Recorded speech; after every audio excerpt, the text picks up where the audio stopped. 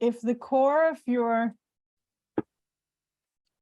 idea about moving towards something more sustainable for the individual who would feel this meaningfulness deeply rooted, and for the planet that would benefit from people taking a different course, in the root of this is the,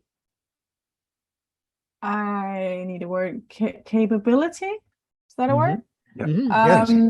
Of the individual, not the isolated individual, but for each thinking person to be able to feel this connectedness to other people, to themselves, as we have layers of consciousness, so we can be connected to ourselves and to whatever life in any form around us. And I can't help but thinking that here's the rub, like, so in the northern Western culture, we have children, and before they are 1 year old, we do something really weird. We give them to someone else for most of the time. And I'm a psychologist, and I'm also an unschooling mother. And for me, it's the most crazy thing. It's worse than the climate catastrophe. How did we come up with this idea? And how did we convince all the parents this is a good idea? Yes. Because it's not. They all know, they all feel it deep in the heart the first time they do it, and the second time they do it. And you need a cheering group of social workers, teachers, parents, doctors, all kinds of people to convince this mother to give away her baby to someone else for up to 10 hours a day. This is loco in my mind. And what I think is, maybe we grow people who are so deeply hurt in their connectedness that it's really hard to, this is where the pain is. To be connected is very, very vulnerable if you lost the natural connectedness that you were supposed to have. Like, I agree. I agree completely with what you're saying, Cecilia. And I think this is the core. This is like what happens is we build defenses, even when we're pre-linguistic, like you say, we're just infants, because we get traumatized through this unnatural behaviors that we're relating to. And then those defenses slowly get built layer upon layer, which causes these disconnections within ourselves. I think that's so true. And what you're describing made me, I want to ask you, are you familiar with the work of the evolutionary psychologist and biologist Darcia Narvaez? I'll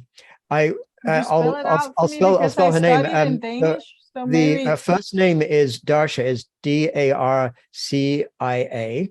and her last name Narvaez is Narvaez. And I can send you links, and we can put this in the program notes, or whatever, on the podcast. No, I haven't read her. Brilliant evolutionary biologist who's very connected also with studying indigenous cultures, and she's developed a concept of what she calls the evolved nest.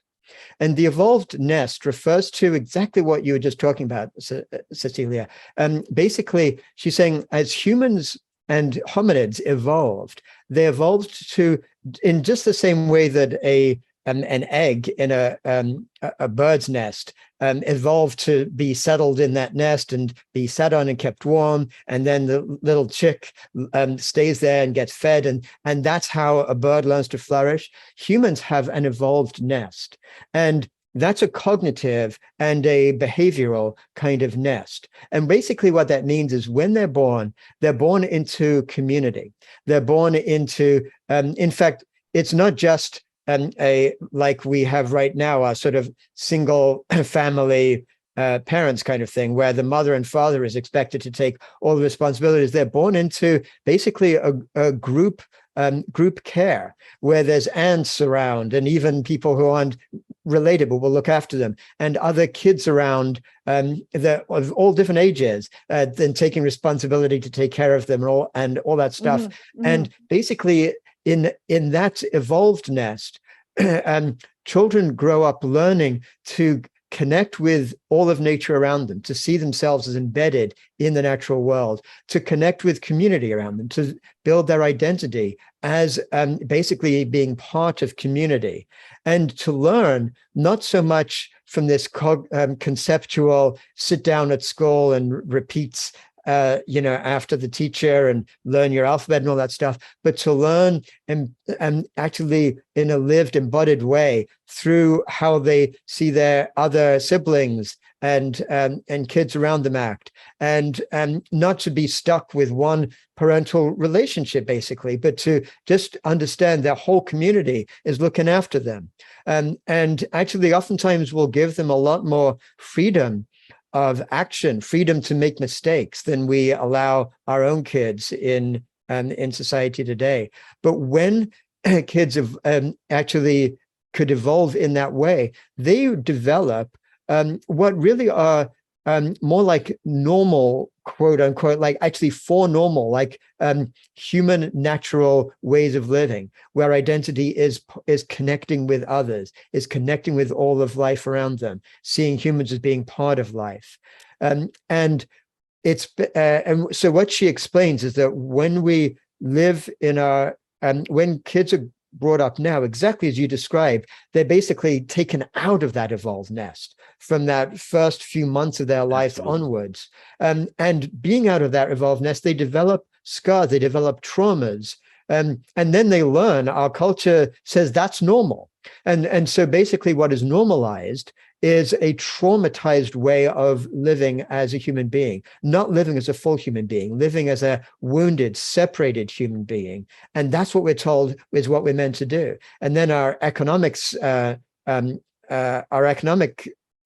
drivers basically tell us that's what you're meant to do. And to be successful, you have to act basically like an asshole in order to succeed in what you're doing. And it becomes a self-fulfilling, self-reinforcing process that leads to our society the way it is now. So there's no question in my mind, starting at the very roots of it, starting with infancy, and then for those of us who have been ourselves traumatized by our own childhoods, unlearning some of our own behavior, unlearning some of our own conditioning is equally important.